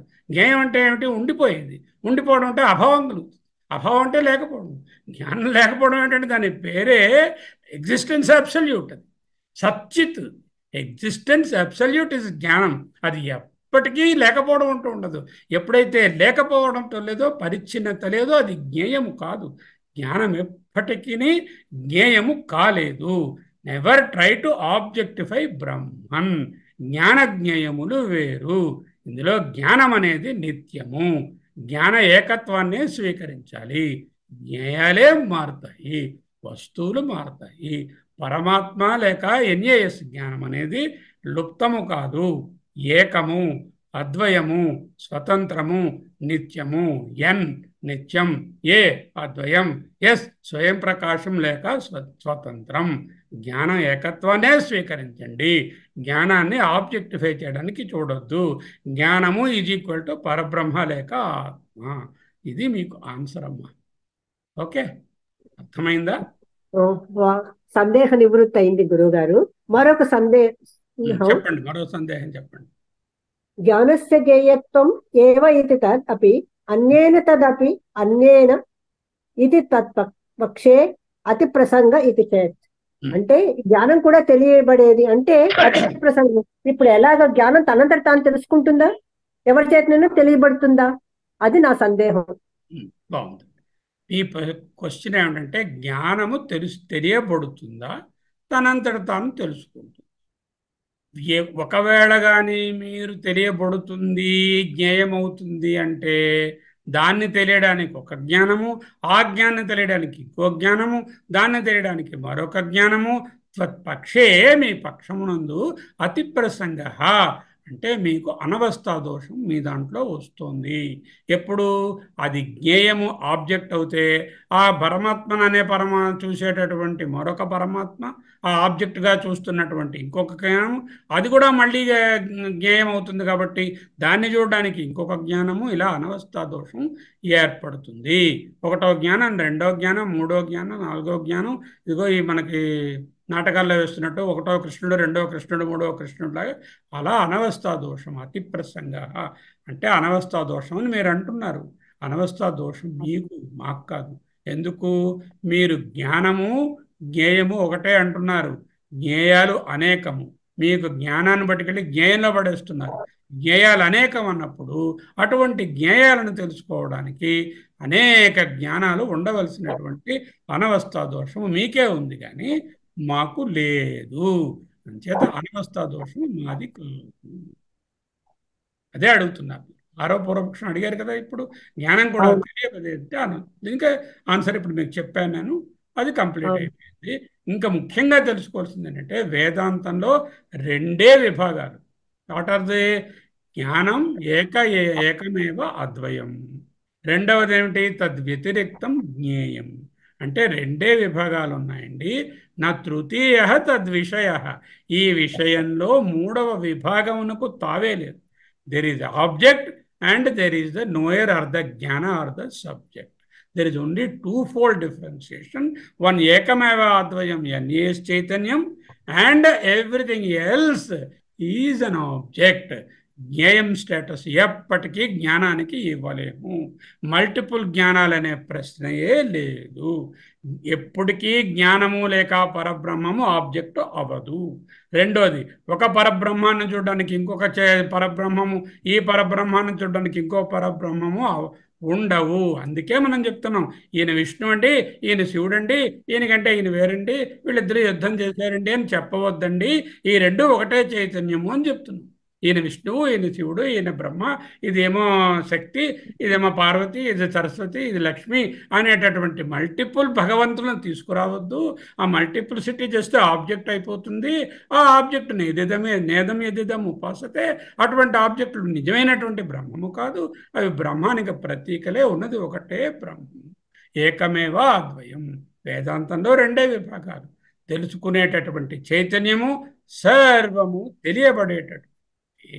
ఆ తెలియబడేటట్టు including this very body where the చైతన్య exist, that also is a చైతన్య, is also an object of identification. 7వ పూర్వపక్షం. బాగా అర్థమైంది గురువు గారు. అంటే జ్ఞానము మారని చైతన్య స్వరూపము. ధన్యవాదాలు. 7వ ప్రశ్న చదవమంటారా? నాగరావ్ శంకర్ గారు మీటింగ్ లో ఉన్నానన్నారు. మీరు చదవండి. మరొక సందేహం, జ్ఞానస్య స్వేన ఏవ అవిజ్ఞేయత్వే సర్వజ్ఞత్వ హాని ఇచ్చేత్. అంటే మీరు జ్ఞానము తెలిసేది, జ్ఞేయము కాదు, తనను తాను కూడా తెలుసుకోదు అంటే సర్వజ్ఞం ఎలా? బాగుంది మీ ప్రశ్న. జ్ఞానము తెలిసేది కాదు అంటున్నాను కదా. జ్ఞానం మీరు అంటున్నారండి, జ్ఞానం తెలిసేది కాదు, అది ఆబ్జెక్ట్ కాదు, అది జ్ఞేయం కాదు అంటున్నారు. తనను కూడా తాను తెలుసుకోదు అని అర్థం వస్తుంది కదా. తనను కూడా తాను తెలుసుకోకపోతే అది సర్వజ్ఞ ఎలా ఉంటుంది? సర్వజ్ఞం అని చెప్తున్నారు కదా మీరు. జ్ఞానం సర్వజ్ఞము, అన్నిటినీ తెలిసేది అంటున్నారు. అటువంటిప్పుడు మీరు సర్వజ్ఞము అన్నప్పుడు అట్లీస్ట్ తనను కూడా తను తెలుసుకోవాలి కదా. తనను తానే తెలియనటువంటిది ఇంకొకటిని తెలియజేస్తుందంటే ఏమైనా బాగుందా అంటున్నారు మీరు. చూద్దాం. ద మెయిన్ మిస్కన్సెప్షన్ ఏమిటంటే, మనకి ఆత్మ అనేది ఏదో తెలియవలసినటువంటి వస్తువు, అది వేరే ఎక్కడో ఉంది. ఆత్మని మనం పోయి పట్టుకోవాలి, ట్రావెల్ చేయాలి, ప్రయత్నాలు చేయాలి అనేటటువంటి మిస్కన్సెప్షన్ తీసుకోవాలి. Our problem is we have misconception regarding the self evident Atma. Vedanta's aim is not revealing the Atma. ఆత్మని ఇదిగో ఇది ఆవు, ఇది గుర్రము అన్నట్టుగా చూపించడానికి కాదు. It is only negating the cover or the misconception. After saying I am, అహమస్మి అన్న తర్వాత ఆ వెనకాల I'm actor, I'm doctor, I'm father, I'm grandfather, I'm this, I'm that అని 200 డజన్లు ఇవి యాడ్ చేస్తున్నాము. నాకు ఆధార్ కార్డు, ఇవన్నీ.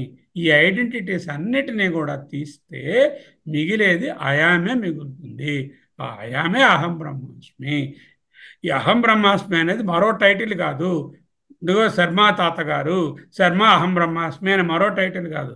శర్మ డాక్టరు, శర్మకి వెనకాల శర్మ అహం బ్రహ్మాస్మి అని మరో యాడ్జెక్టివ్, మరో టైటిల్ కాదు.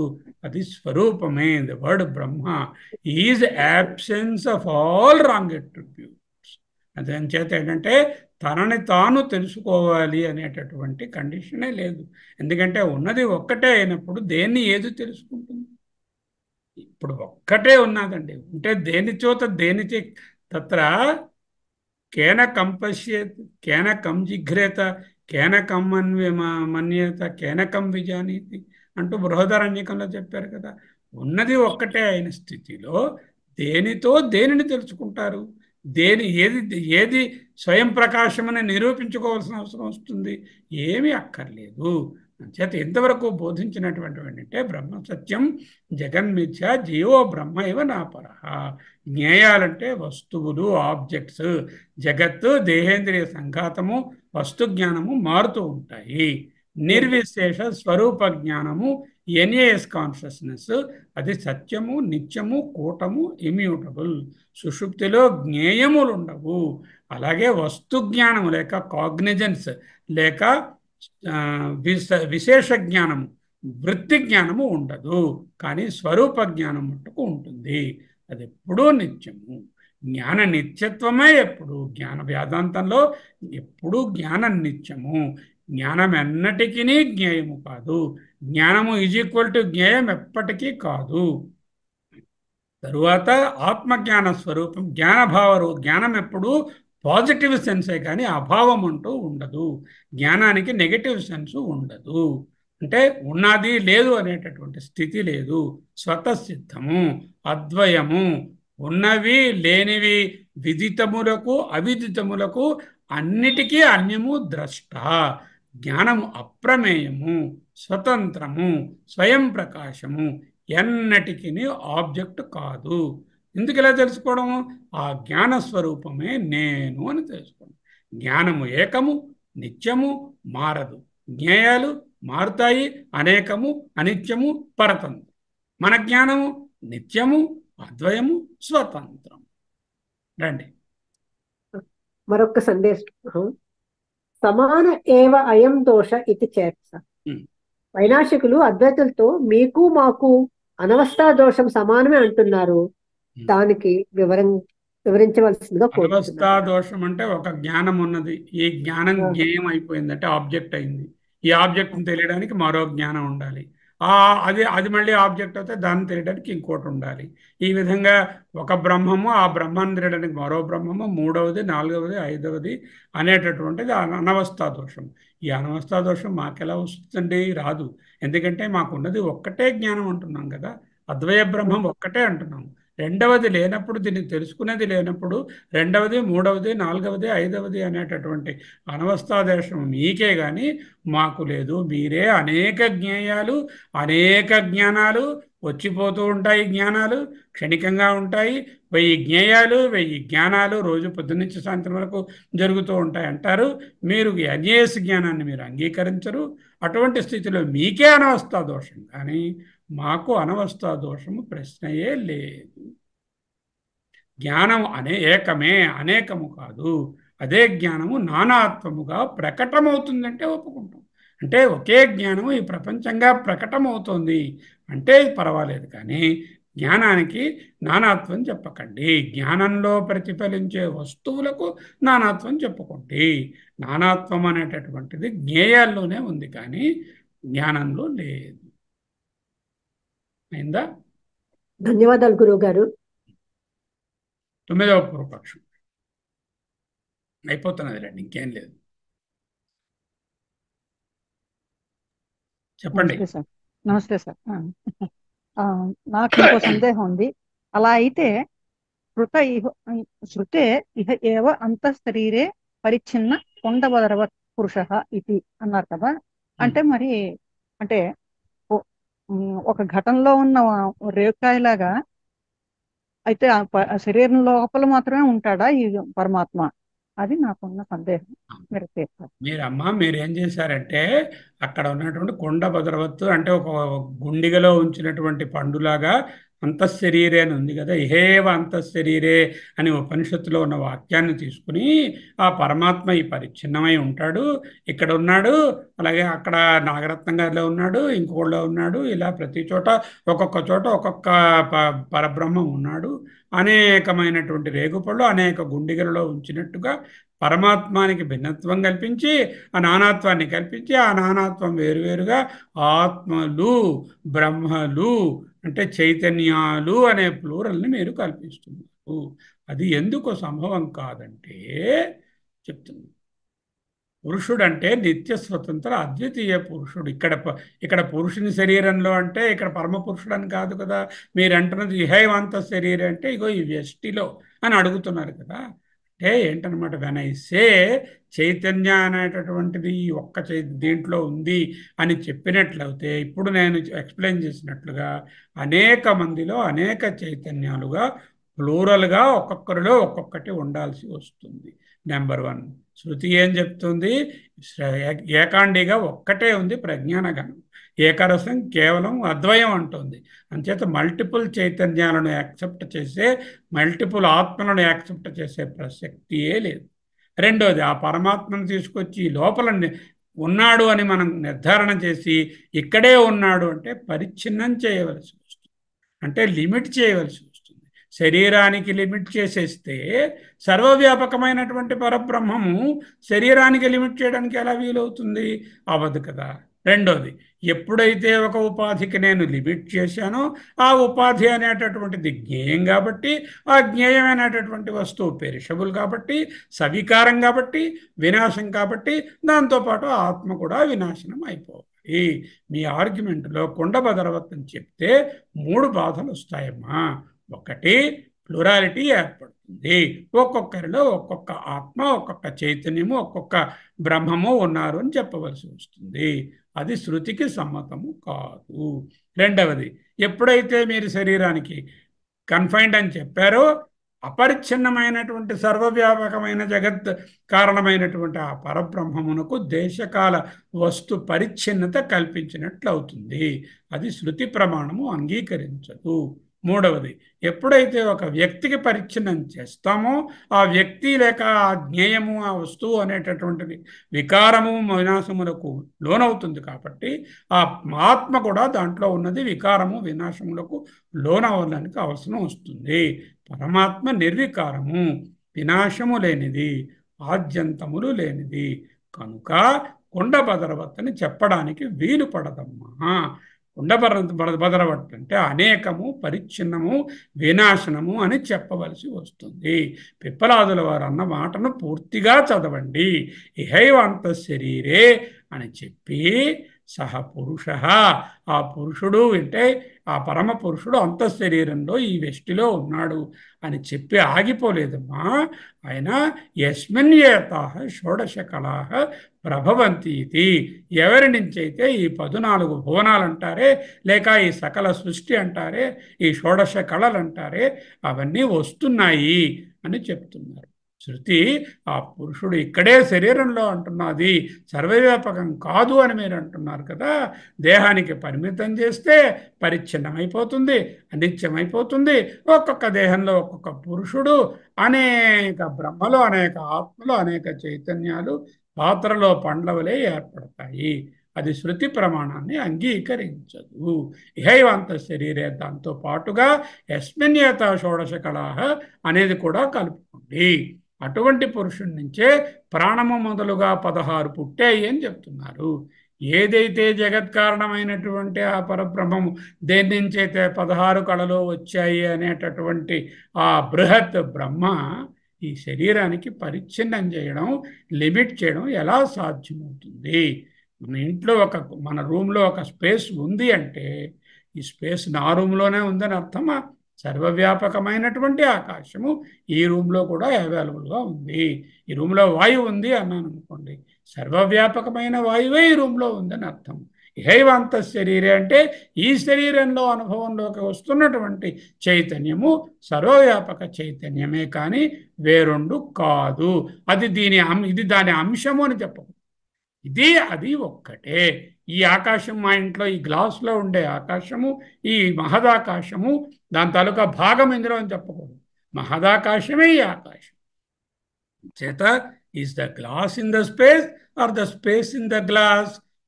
The space itself encompasses the glass space also. చేత పరబ్రహ్మము సర్వవ్యాపకము, నిత్యము, అద్వయము, ఇహైవాంత శరీరే అని చెప్పడము.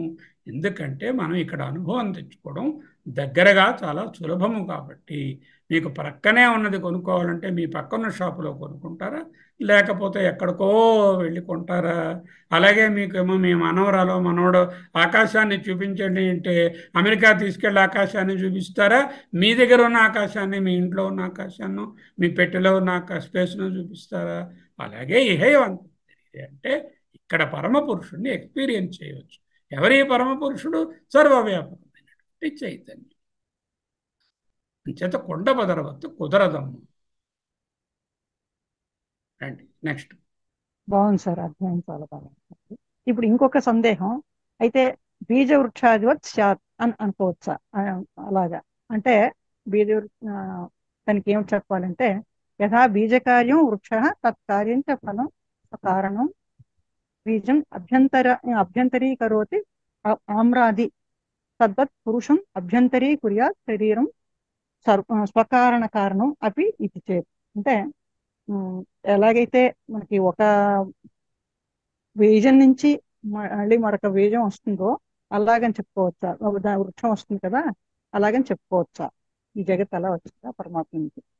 అది నాకు చూడండి, సందేహం. మీరేమంటున్నారంటే ఇక్కడ చూపిస్తాను బొమ్మను, ఆ బొమ్మను చూస్తే మీకు అర్థమైపోతుంది. ఇదిగోనండి, ఇది బీజం, మామిడి టెంక. ఇది మీరు నాటారు. నాటితే ఏమిటైంది? మామిడి వృక్షం వచ్చింది, కాయలు కాసి. ఒక్కొక్క కాయలో మళ్ళీ ఇగో ఈ బీజం ఇక్కడ ఉంది.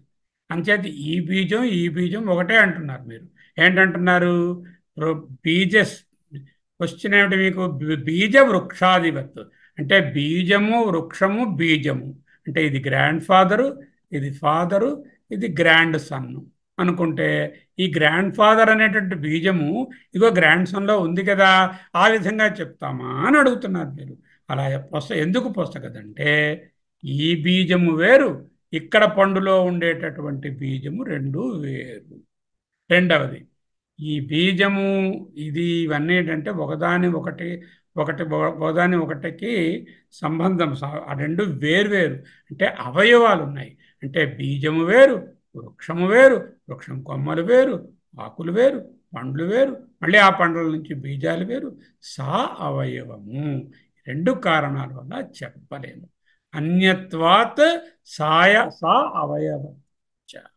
అన్యత్వాత్ అంటే ఇప్పుడు బొమ్మలో నేను చూపించిన లెఫ్ట్ హ్యాండ్ సైడ్ ఉన్నటువంటి టెంకలో ఉన్న బీజము, ఆ వృక్షం నుంచి వచ్చినటువంటి పండులో ఉన్నటువంటి బీజము ఒకే తత్వము కలిగినవి అయినప్పటికీ కూడా వేరు కదా.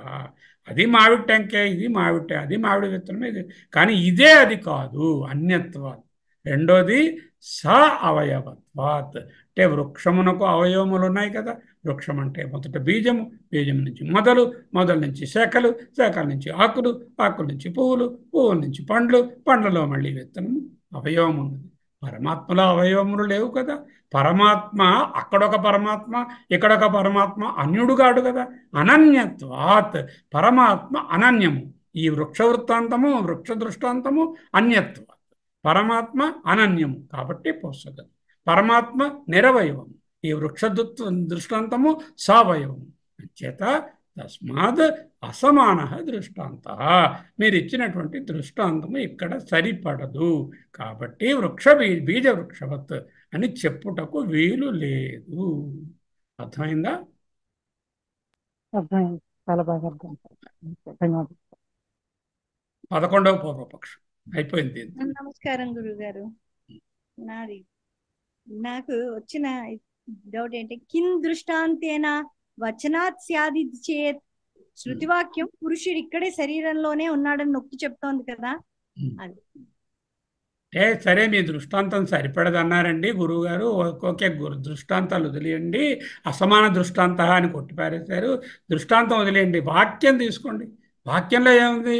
ఇహైవాంత శరీరే సహ పురుష అని ఉంది. సహ పురుష, సహ పరమపురుష ఇహైవాంత శరీరే. ఎంత క్రిస్టల్ క్లియర్గా రాసి ఉందండి. అంతఃశరీరే అని రాసి పెట్టారు కదా. మరి దీన్ని ఇక్కడ లేదండి, ఇది సర్వవ్యాపకం అండి, అది అపరిచ్ఛిన్నం అండి అని ఎందుకండి చెప్తున్నారు మీరు? వచనాన్ని చూడండి, అక్కడ శృతివాక్యాన్ని అంటూ మీరు అడుగుతున్నారు. అలా అడిగినప్పుడు కిం దృష్టాంతేనా వచనాత్ స్యాత్. వచనం ఏం చెప్తుంది? ఈ వచనము అకారకత్వ. ఏ వచనమైనా కారకము అకారకత్వాత్ అన్నారు భగవత్పాదులు. అంటే కారకములు రెండు రకాలుగా ఉంటాయి. ఒకటేమిటి? జ్ఞానజనకమైనటువంటి కారకం. అటువంటి జ్ఞానజనకమైన కారకాలను జ్ఞాపకము అంటారు. క్రియాజనకమైనటువంటి కారకాలు కొన్ని ఉంటాయి. క్రియాజనకమైనటువంటి కారకాలు క్రియల్ని కలిగిస్తాయి.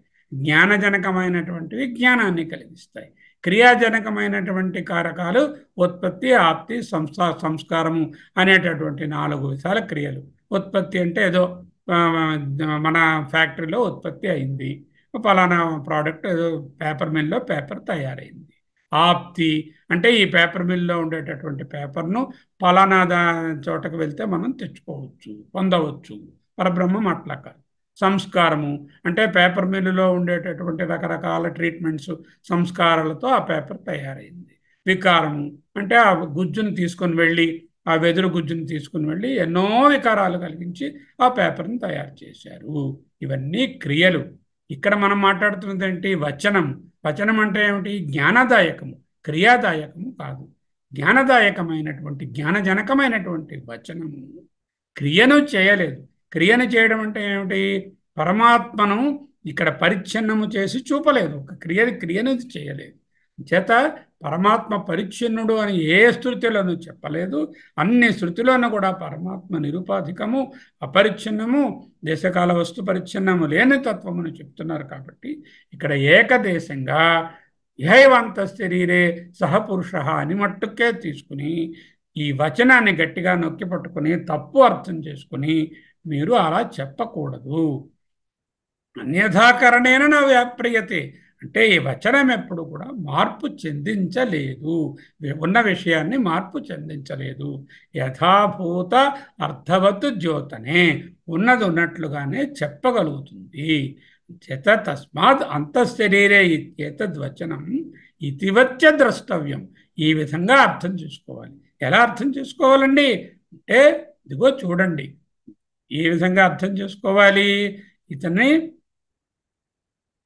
అత ఉచ్యతే అంతఃశరీరే సౌమ్య స పురుష ఇతి అంటే సహ పురుష, ఆ పురుషుడు అంతఃశరీరే. It is said that the Purusha is inside the body. Don't say the Purusha is confined to the body. Purusha is located in the body only for experience.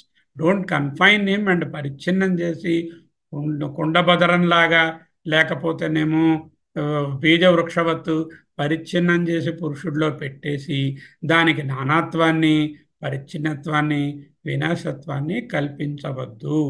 ఆకాశ సన్, ఆకాశం వలె అర్థం చేసుకోండి. మూఢవ అంటే కుండబదరము అనేటటువంటి విధంగా ఎప్పుడైతే మనం ఆకాశానికే కారణమైనటువంటి ఆ పరబ్రహ్మాన్ని పాత్రలో పండులో ఎలా పెడతామండి?